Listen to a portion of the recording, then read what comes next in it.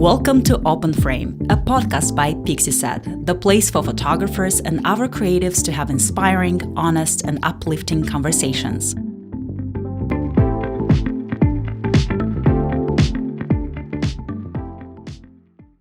Good morning, Nicole.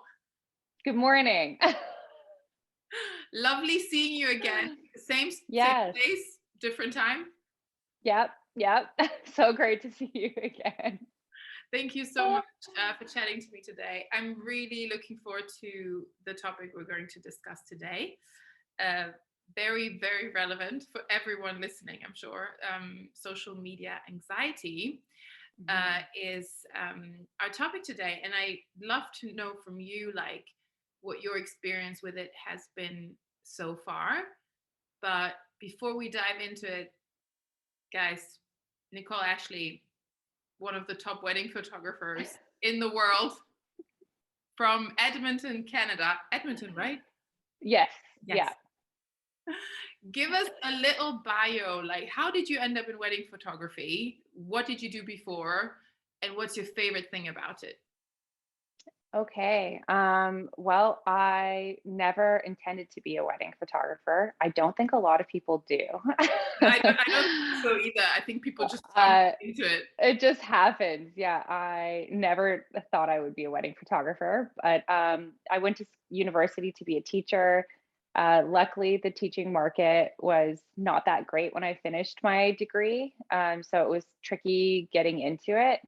I taught for a little bit, but I was shooting photography on the side just for fun. Like, I never thought it could be like a real job, as most artists I think.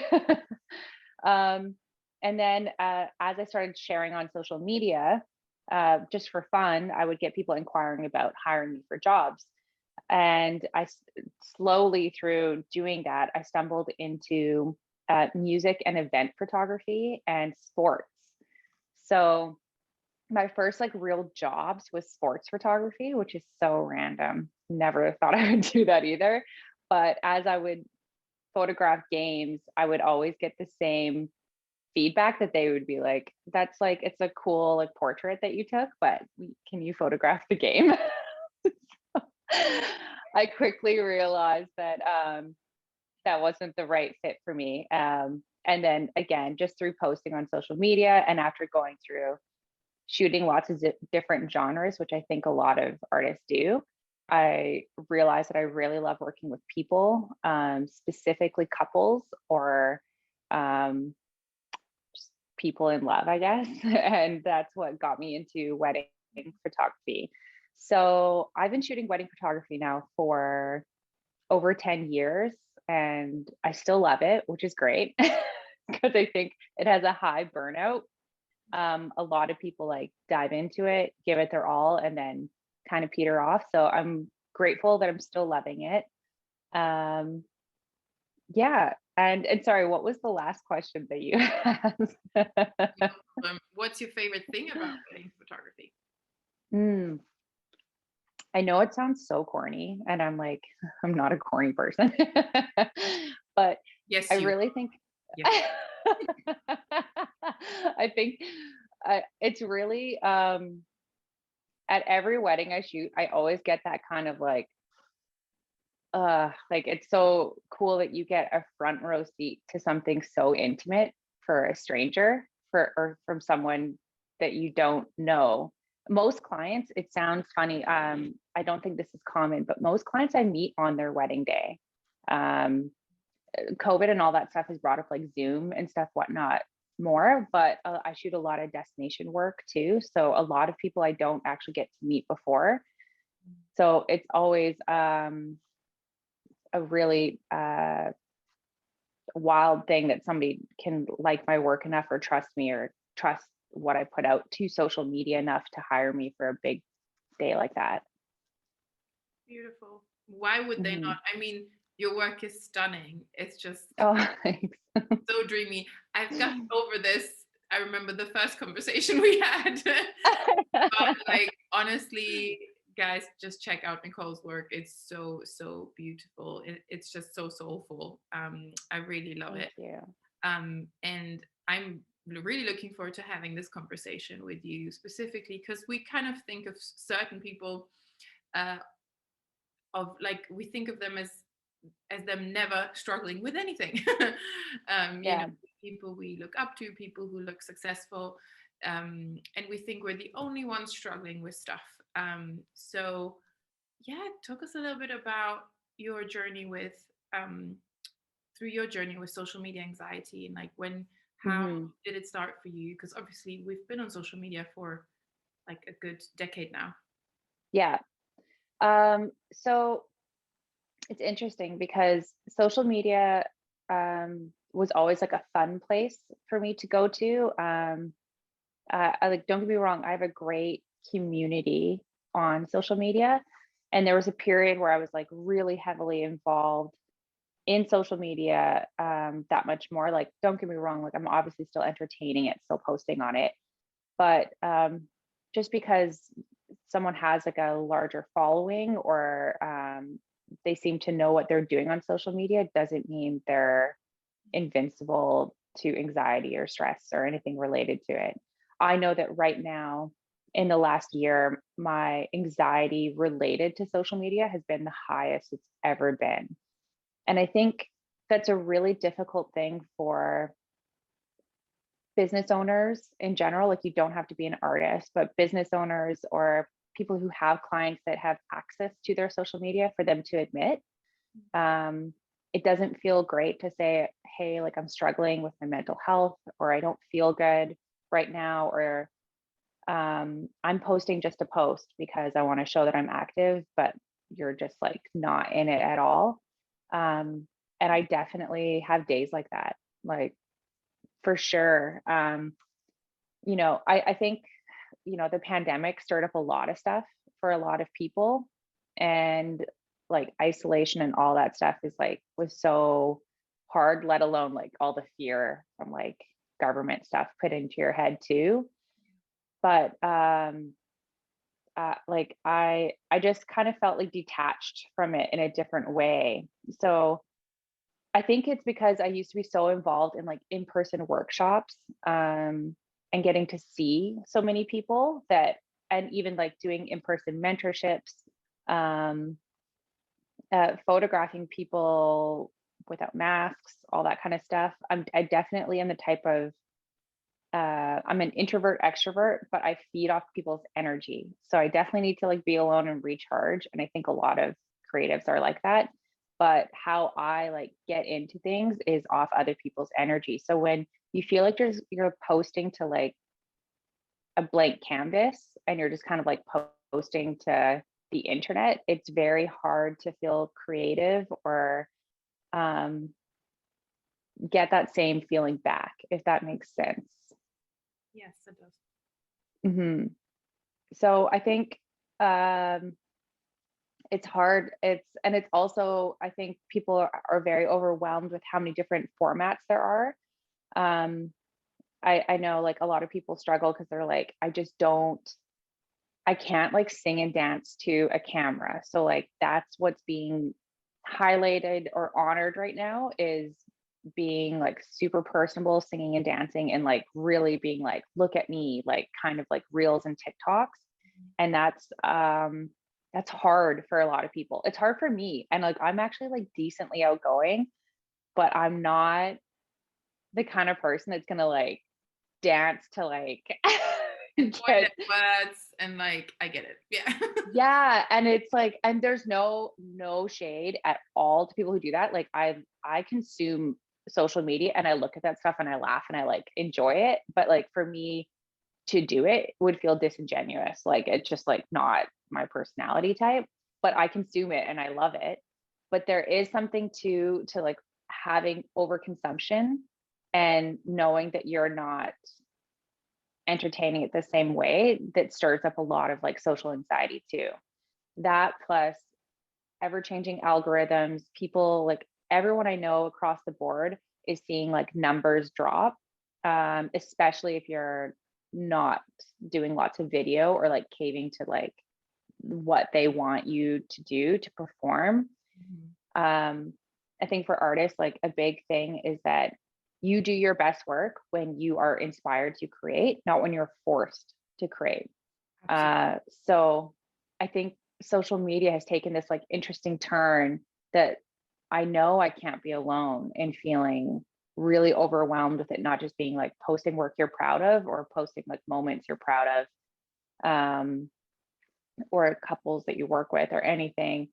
It now has to be this like very structured, formulated thing. So it's interesting. Like I'm navigating this myself. Yeah. How has this like manifested, have this social media anxiety and dissatisfaction, how's this manifested like for you in your life? Because I did some research. Obviously, I have my own experience too, and I'm gonna share some of it. Like I know what it feels like, and for me, it manifests in specific ways. But I did some reading about it, and I mean the stats are scary. Yeah, I haven't researched it, so I can only imagine. Yeah, the stats are scary, and what has been researched about it, like social media anxiety causes FOMO, obviously fear of missing out, also comparison. It's linked to intensive. It's associated with lower mood and life satisfaction. And a 2018, so not that old, British study tied social media use to decreased, disrupted, delayed sleep, which is associated with depression, memory loss, poor academic performance. Social media use can affect users' physical health even more directly. Researchers know the connection between the mind and the gut can turn anxiety and depression into nausea, headaches, muscle tensions, and tremors, and all kinds of other things. So good for you. Yeah, sounds like something you don't want in your life. Yeah. But yet we all willingly do it. As you said, it's kind of like it is like in that same article, it said like it is like an addiction. It's like compulsory. You do it. It's definitely addiction. Yeah, definitely. So for you, how does that manifest? Like to have that anxiety, like how does it make you feel? How does it affect your day at all, and your decisions?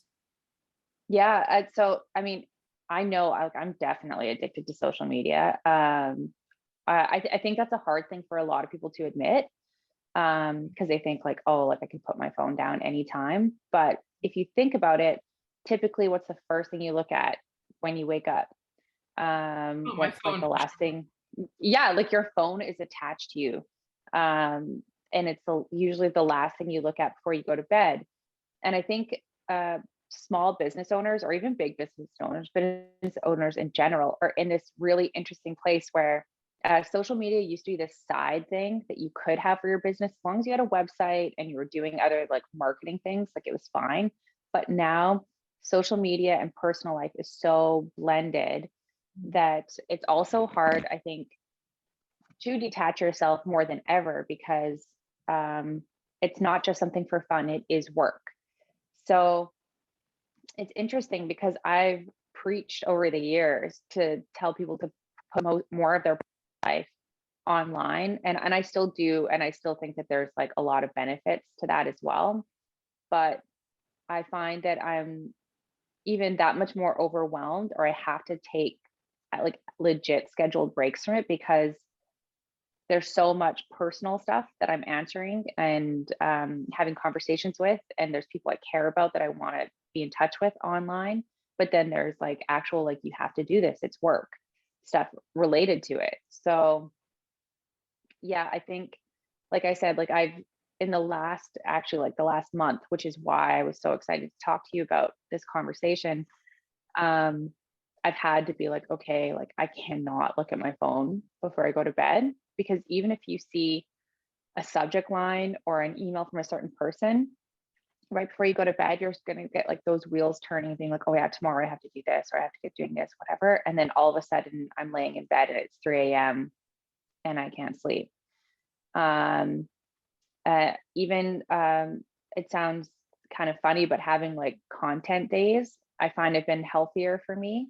And so that's why I'll be like, okay, today I'm going to focus on either posting or sharing about workshops I'm involved in or different things that I have coming up. And then I'm not going to look at like Instagram for that reason, because I definitely get into the trap of mindless scrolling.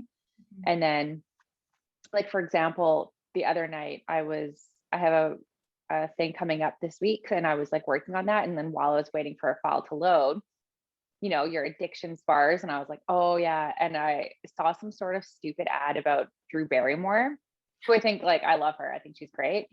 But I was like, oh, and I remembered this movie that she was in called Mad Love, because I was like, oh, I cut my hair off and I was like, wanted to be like her forever ago. Aww. And then all of a sudden I was like looking at old interviews of like Drew Barrymore in the 90s and like looking at different fashion looks she had. And then that turned into me like going into online shopping. And it's just like, it's crazy how quickly that goes from, I was going to take a moment just to entertain myself while something was loading. And that trailed into hours of scrolling, online shopping. And then then you get into like all of that trap, and it's just not healthy. It's yeah. And then before you know it, you're like, hey, it's 1, I need to go to bed. Like, how did that happen? It's crazy. It's almost like you're suddenly not in control anymore of your life. Yeah. Something else is running your life. Like, yeah, you are being led down this rabbit hole by an app. Social media is so intelligent now, and it is really designed to get to know you. And people who are like really big into conspiracy like will go into a totally different path, but like obviously our phones listen to us, which sometimes is good because I have a bad memory. So I'll be like talking about some like cookware that I want, and then an ad will pop up. I'm like, oh yeah, like I was gonna look at that.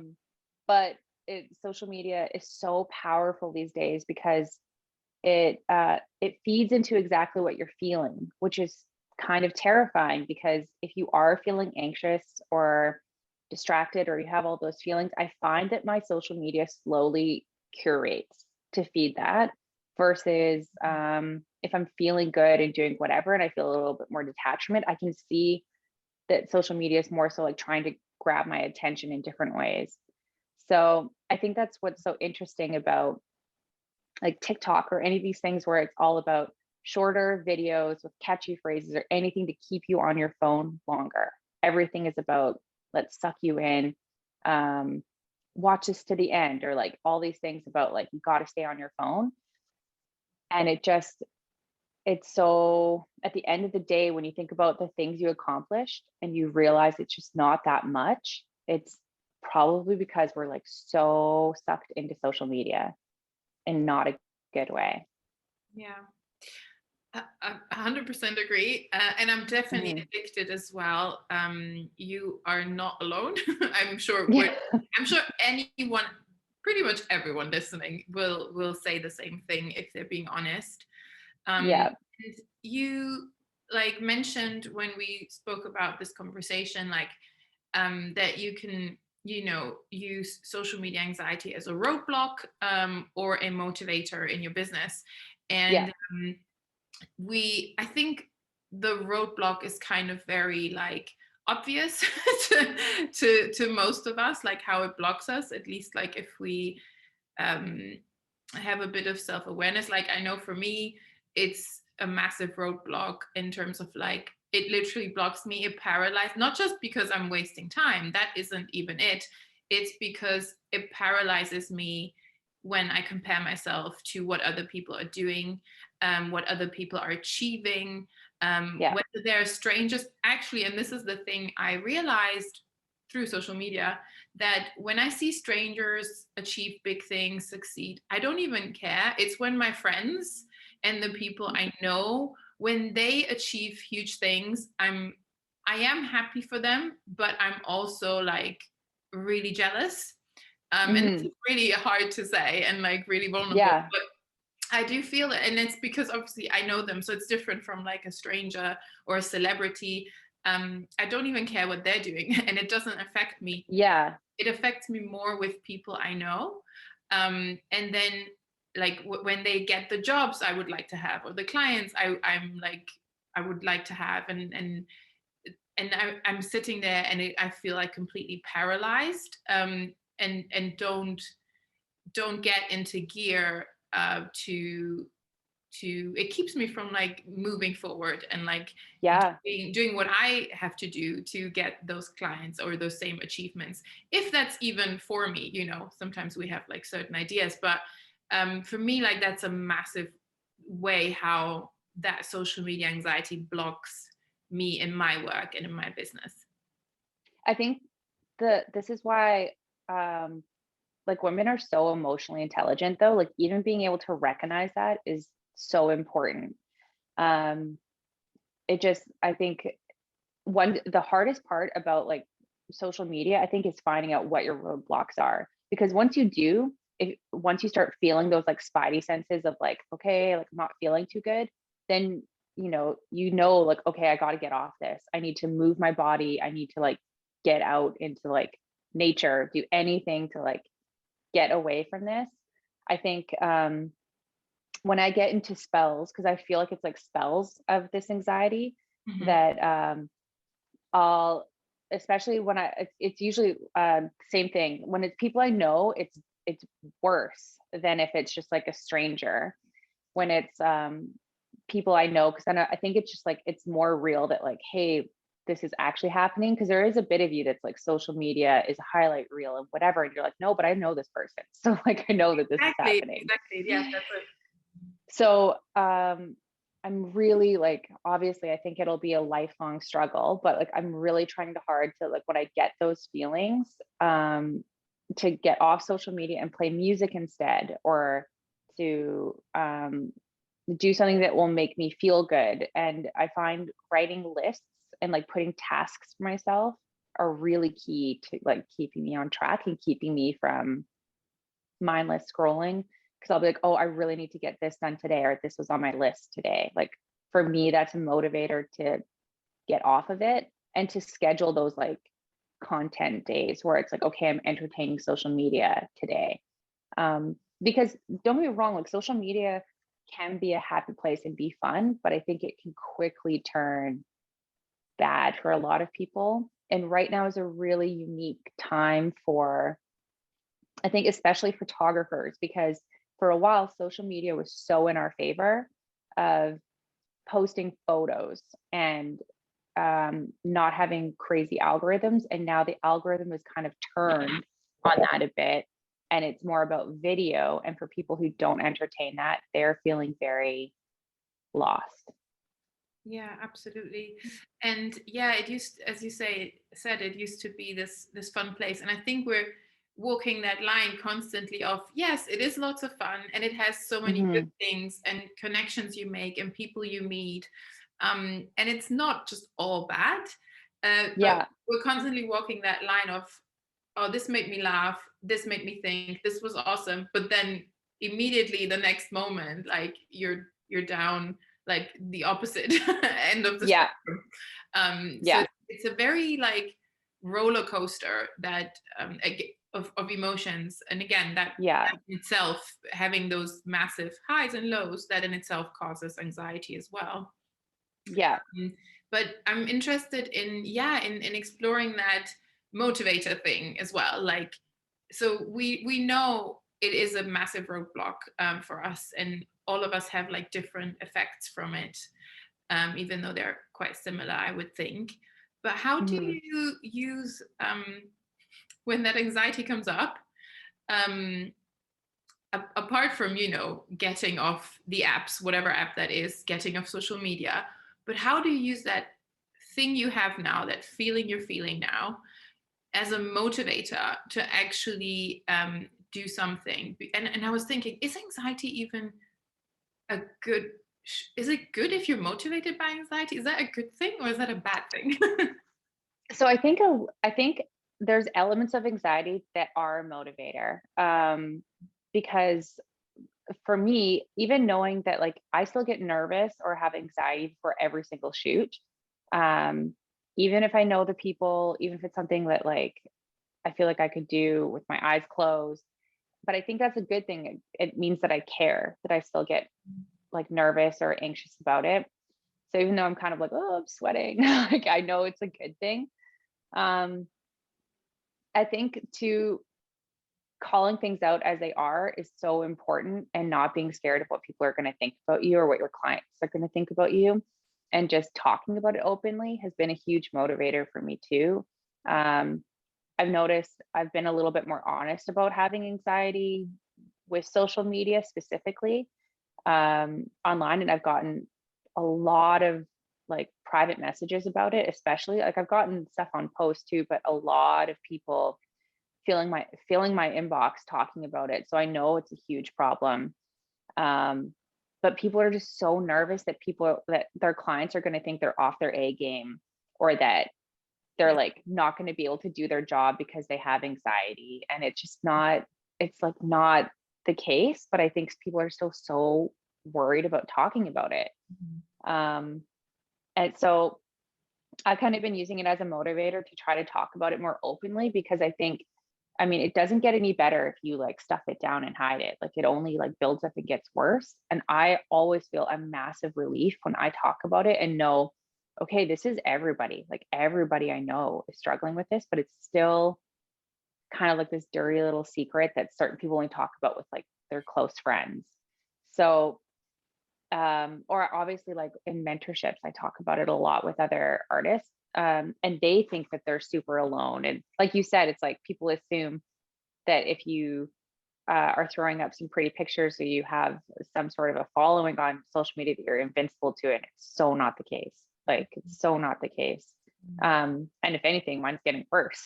So, but I think people need to talk about it. So I use it as a motivator to be honest, in a community that I really care about, because I don't want people to not pick up their cameras or to stop being active in this community because they're going to let the anxiety get the better of them. Because I think that's an easy thing to do, is just be like, oh, I'm just going to avoid it altogether, versus talking about it and being like, okay, what are things we can do to get past this? Or like, how can we make social media work for us and not let it like overrun our lives? Yeah, that's a good point. That's exactly the thing, to make it work for us, not the other way around. Yeah. Because it feels like you're steered by something else, by a force. Totally. Which is really, really scary. And when those feelings come up as well,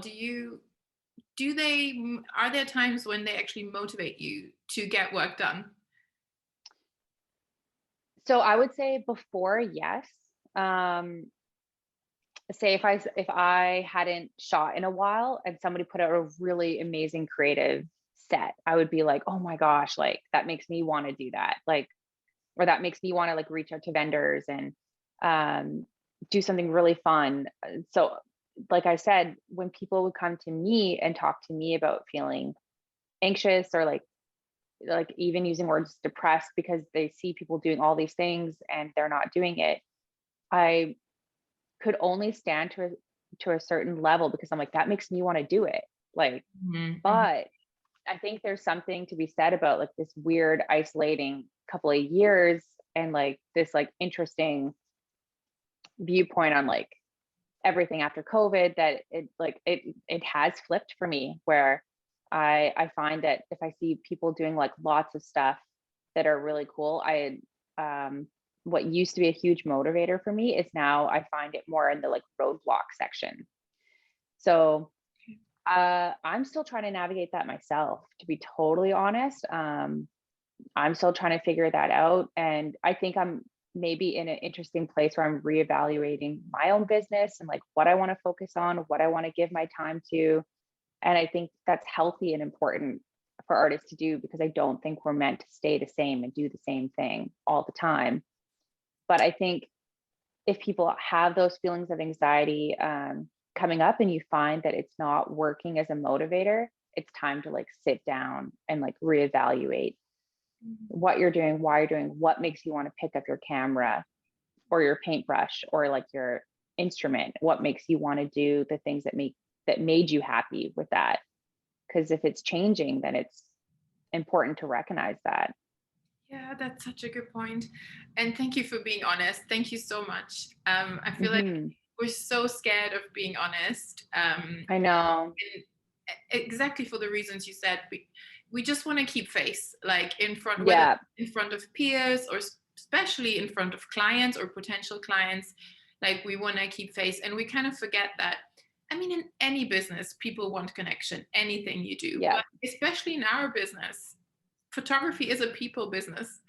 Yeah. And people appreciate honesty. Even our clients appreciate honesty so much. And we don't have to be that afraid to be honest about things. And just because you say you're anxious or you have depression, it doesn't mean that you can't work anymore, or that Right. you're taken out, and like you can't function. In some cases that might be true, yes, but Right. like we associate these things, this fear, with these words, with these labels. Like if I'm labeled this, then people will think this of me, and I can never get Yeah. Yeah. so. I think like I said, I it's taken me a while to get to this point of being like, okay, using it as a motivator as something, because I used to shut down completely, like when I started feeling like super anxious about social media, and all the things that we talked about. But I think the biggest thing now is that it makes me want to talk about it more, because I don't want to see people give up on Yeah. this career or any of this stuff if they really love it. I mean, some people are like, I just want to like put it away, and that's the healthy choice for them. Yeah. But I think there's a difference of like, okay, recognizing that honestly, so many people are going through this. We're in a really unique time with so much stimulation. Like, we're not meant to have, you know, people coming at us from inbox, Facebook messages, tweeting, TikTok, Instagram DMs in general, requests. Like, there's so many ways for people to access you now, Mhm. that it's so important to realize like where your boundaries lie of like, okay, my personality, I can only take on so much of this. But usually people, case in point myself, let themselves burn out and crash and burn hard, and then they realize it. So Yeah. hopefully, like, having conversations like this help people recognize it sooner than that. Yeah, and that's a beautiful thing when, like you're saying, you are still navigating it, but while Mhm. you're doing that, you're taking other people with you on that journey, like being really honest. And so in that way, we can explore it together. Um, Yeah. we don't have to have like the answer right away. We don't have to do it alone, but we can kind of have an open chat about it, and people feel less lonely and feel like it's okay. It's okay if I'm feeling like this. It's Yeah. okay if I don't know how to handle it yet. I'm normal. So Yeah. that's the beautiful thing about like the way you're doing it now, with just exploring what that looks like for you. And even just saying those hard words out loud, jealousy, like saying things like that, that almost feels like embarrassing to say, like Yeah, saying those totally healthy, normal feelings out loud is so important. And yeah, like, absolutely. yeah, It is really embarrassing to say that. Like, I'm jealous of my right. friends. Like, I I love my know. friends. I love Yeah. my friends, and I am, whether people listening believe this now or not, I am truly happy when they Yeah. are happy and when they have success. I totally Yeah. celebrate that. I'm not like weird about that. Like, I totally celebrate it, but I'm also honest about the other side, like that dark side that Yeah. makes me feel that way. And for me, that has been um, and you mentioned that as well, with asking yourself why. That jealousy has been kind of a catalyst, and a motivator in some way, in looking at, well, if I'm jealous of this particular thing, then I sit down and ask myself, why? Is that something I actually want? Or is it Hmm. just something I think I want, or I think I should want? Because like getting clear on that is really, really helpful. Sometimes we see stuff that looks so amazing and cool, and we think that we want that too, but actually we don't. Yeah. And like, for example, when I now see pictures of destination weddings and, photographers like posting from Italy or France or here destination, I'm like, I don't feel anything. I'm like, nah, I'm done. Because Yeah, I've been there. I've done that life. I know this is not for me. I don't feel any like, cool, good for you. Yeah. I don't want it. Yeah. But sometimes it could bring up like, you see people traveling or stuff, and it could bring up, oh, I want to go there too. But then actually, if I sit down with myself, I'm like, no, you don't really. it just looks But like, I think that's the hard part, right? Is detaching from yes, that moment of where you see this stuff and actually saying, why am I feeling this way? And breaking it down and saying, like, do I actually want that? Is if it's something that I want, can I do something about it? yes. Or can I like get stuff in line to make that happen? I was having an interesting conversation with a friend who's talking about this because she's, single and trying to navigate dating in a pandemic or like whatever. Like, I mean, now it's like more squirreled away, at least here. I don't know how about for you guys. It's like it's like not really a thing now here, but she would say like her roadblocks would be actually just seeing like couples or seeing families or seeing whatever things. So it's not, and she's a creative herself. So it's not always like someone doing something with work. It could be like it sucked away her creativity, seeing personal stuff like that. Travel's a big one for a lot of people, like people seeing other people travel. It's so important to like recognize like where those like trigger points are and like why that's a trigger, and then to break it down and say like, okay, like, do I actually want this? Do I want to change something? Do I want to start working towards this? Absolutely. And I think Yeah. the better you know yourself, the more you know yourself, the better you can deal with triggers like that, because you can distinguish like, okay, this is actually not what I want, even though it's bringing this feeling up. And when it does as well, like when I come to the conclusion, yes, it is what I want, and I'm really jealous that this other person has it, then it's kind of I'm using it to sit down and figure out how can I get there then, like like to kind of transform that jealous energy. It's just a feeling. It's not a bad feeling, or I think like feelings are not good or bad, they just are. And there's easy feelings and there's difficult feelings, right? And we can use them, even something like jealousy, we can use that for and transform it into some like into a good force, I think. Absolutely. So that's kind of what I'm trying to do. But that's the thing. I think everybody wants to do that, but very few people talk about it this openly and say like, I'm really jealous and I'm trying to like turn that into something good, or like I'm trying to use it towards motivating me to do something.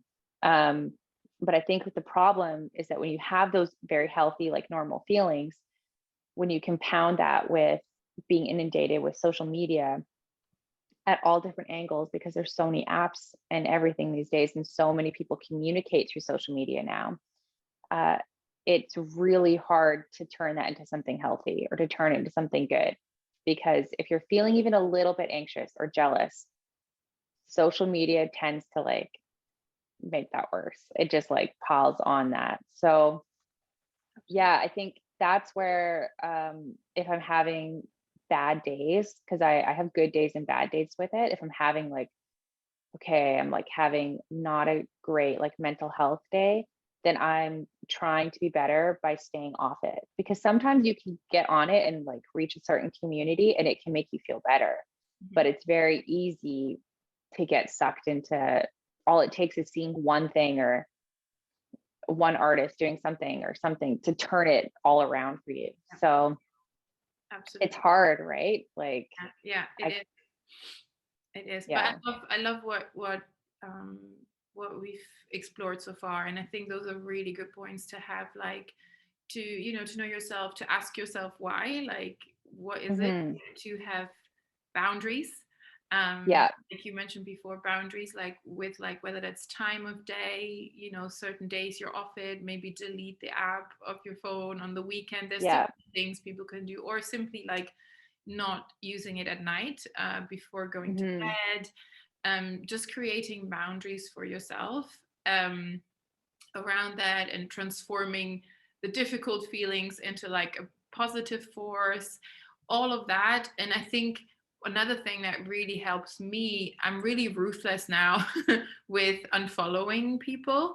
Yeah. And not because I don't like them, or it's nothing personal. It's simply because Yeah. their account makes me feel bad. Yeah. That's all it is. And I only follow accounts that have a good effect on me, Yeah. that make me feel good.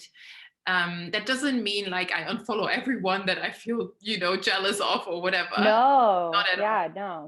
But I think like being aware of who you follow, what you look at, and what you consume, if it's constantly just bringing this anxiety up, Yeah. then yeah, it's probably worth unfollowing. No, I think it's actually like that's a healthy tactic that I tell more people to do. And I think it seems like so like there's so much power that we've given unfollowing, because it's almost like unfriending. Do you know what I mean? So Yeah. people, like, I remember I once had someone actually come to me and they like apologized because uh, they all of a sudden I saw them like showing up on my feed and like liking like tons of photos and doing a bunch of stuff, and I didn't really think anything of it. And then they messaged me, and I have so much respect for this person, because they were like, I was having a rough few months, and I had to unfollow you for a bit because it was just hard for me to see that you were doing this or going here or whatever. But now like I'm in a better space, and I just want you to know it's nothing personal. It was just like, it was me in my own head. And I remember thinking like, wow, like, that takes a lot of guts to admit that. And like truly, like I didn't think anything of it. Like sometimes I think people go off social media and come back or whatever. But like I'm like, could I have admitted that to somebody? Because I was in my own like bad space. And I'm like, I don't know if I made, now I feel like I could, but like at the time I was like, whoa, I could never do that. And I was just like, hey, like I'm sorry if I like made you feel that way. And she was like, no, she's like, no, it's like my own, it's the boundaries that I'm creating. I'm unfollowing people when I'm not feeling well, and when I'm feeling good, then I check back in. And now being in this headspace, I'm like, I totally get it. And I actually think it's like really smart if you find that you're always coming to a certain account, or that it like gives again those like spidey senses of like not feeling good. Because I always think I want to be following accounts that educate me, inspire me, or entertain me. And if it's not any of those things, and I'm just getting like a jealousy, or like I'm just following because I'm jealous of their life, it's not a good account for me. It's just not. Yeah. So when I look at any of those other accounts where I'm learning something, or like I'm like, it makes me want to pick up my camera or do good work for my clients, like then it's like awesome.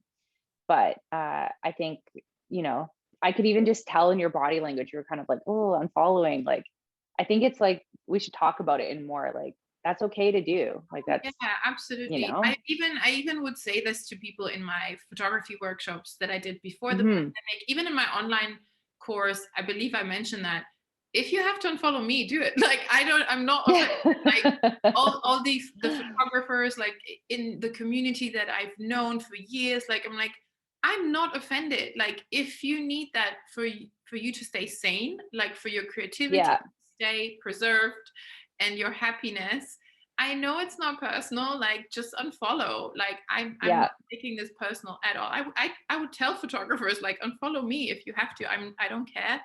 And it's like that thing again of being scared to talk about it. And I know. What does that mean? Like it's personal. I personally, for example, on Instagram, I follow hundreds of people. I have muted almost everyone's story. Like it's just too much when I get anxiety when I see all those circles and all that talk, everyone's talking, everyone's posting something. I have only a few of my closest friends whose story I actually watch, and then everyone else, if I follow someone new, usually the first thing I do is I mute their story. I'm like, sorry. Like I will sometimes click on it if I, if something pops up, but in post, but it's too much for me. All these stories, it's just That's too so much. interesting. I've never heard people talking about muting other people's stories. Like I know what people do it obviously, but that's actually such a time waster for me, is watching just stories go on loop. So it's like, it's probably something I should be doing, like, to be honest. But then then my anxiety of like, what if I miss something that I really want to see? Or like, sometimes I see stuff that I'm like, oh, that's so cool. I didn't know about that online thing. Or like, I didn't know about this, or somebody will show how they lit something. And I'm like, oh, sweet. Like, I wish that was a post, because sometimes I'm not good about watching stories. So again, it's that fear of missing double-edged. Yeah, it's fear of missing out. Yeah, FOMO. And I know I am missing out on stuff. Whether that's events, or someone is doing an event and they just post it on their stories, or I don't see it in the feed because of the algorithm. So even if it's on the feed, like I know I'm missing out on loads of stuff, but I think I'm also a bit happier. Honestly though, that's what you have to focus. If you're I think the question of like, am I missing out, but you're happier, is like, that is a huge sign, right? I think if you weren't happier and you felt like you were missing out, then it's different. Yeah, exactly. Yeah. I read this yesterday on Instagram, this quote from Selena Gomez, who said, it's going around right now because she said it on some show, I guess. She was like, I haven't been on the internet in 4 years, and I feel so happy. And I think, yes, you miss out on stuff online, or you miss out on information or events, but it's okay. I think if I'm meant to be somewhere, if I'm meant to be a part of something, go somewhere, see something, I will see it. I honestly believe that. I honestly do. Yeah, I'm trying. Years ago, I would have never fathomed even having a day not on social media. But I remember my husband's from a very, very small town out east in Canada. And some, like, when they have lots of tourists there, because it's a very like touristy town, the internet usage is so bad, it gets so sucked up that you can't even like get on social media. And I remember when I would visit before, I would get so frustrated by this, because like, oh my gosh, like I can't check social media. And it's such a, overwhelming feeling when you're so addicted.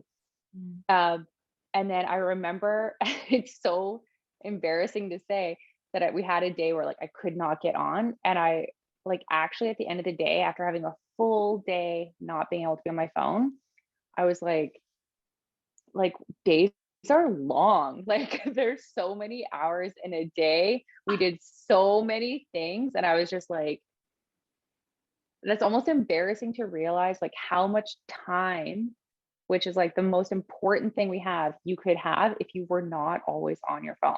Like how much time you actually have that, like, it's so embarrassing that had to happen for me to realize that like something, it was like taken away from me. And I was like, wow, I did so many things. Like, yeah, that's not embarrassing at all. And it's actually a really, really nice experience to have. When you're actually away from your phone and from social media for a whole day. Or sometimes even like half a day, and you're like, oh, after that time you kind of realize, oh, I didn't even, look at my phone. You're like, it's only 2:00. You're like, whoa, I got so much time. It's such a kind of a fresh feeling. Or sometimes you hang out with a friend and you don't take any photos, you don't look at your phone at all for hours, and then afterwards I think, that's a sign of a really good hangout, of a really like good conversation. That you had so much fun that you didn't document it at all. Exactly. And the flip coin to that too is that I'm trying to be better about that, because I do think it's so, I personally think it's rude when people are on their phone when they're with other people. Even though I know we're all addicted and it's so easy just to pick it up and be doing whatever, it's like a force of habit. So a lot of times people don't even realize they're doing it. But sometimes I have these like little things where if I'm like, I'm having a good life moment. So you're either like having a picnic with a friend, or you're like, something made you just feel like, oh, this is life, or like, I'm so happy. Then I'll just take a photo of something in the room, which sounds like really dumb. But even if I'm like with friends or doing something and I'm like, it's a great life moment, I'll take a photo of like just something, being like, I want to hold on to like that memory. It doesn't have to be like, look at how perfect this is for Instagram, but I just want to like remember that feeling. And it doesn't mean I was able to share a bunch of that stuff, but like I'm trying, like that's been a new thing I literally just started doing like a month ago, and it makes me feel like really good about it. That is so beautiful. No, it doesn't sound dumb at all. It Yeah, makes and these photos are not cool. Like they're not like anything worth sharing, but yeah. That's beautiful. I mean, that's what photography is for, isn't it? That's why we got into it. It's like to hold on to something. Yeah. And even when it's not perfect, just to hold on to stuff that goes away so fast. So Yeah, that's the point of all of this. I know, but it's been morphed into other stuff, obviously. Yeah, and this was so insightful and really nice and refreshing to talk to you about this whole topic, and just be honest. Thank you so much. Honestly, that was really amazing. I'm so glad we were able to. I was excited to talk to you about it because I've chatted with you before, and you are so like honest and genuine that it's so easy to talk to you about stuff like this. But I hope like it helps other people talking about it too. I hope so too. I hope that even just having that awareness and spreading it and talking more, that will hugely impact like our industry, and hopefully more people like do that and are not scared anymore and don't feel alone, and kind of are able to apply what we talked about into their lives. Yeah. I hope so. But this was amazing. Thank you so much, Nicole. Really, Yeah. Thank you so much for having me. I appreciate it. it was fun again. I'll see you, I'm sure, for another podcast. Yeah. You know, I'm down.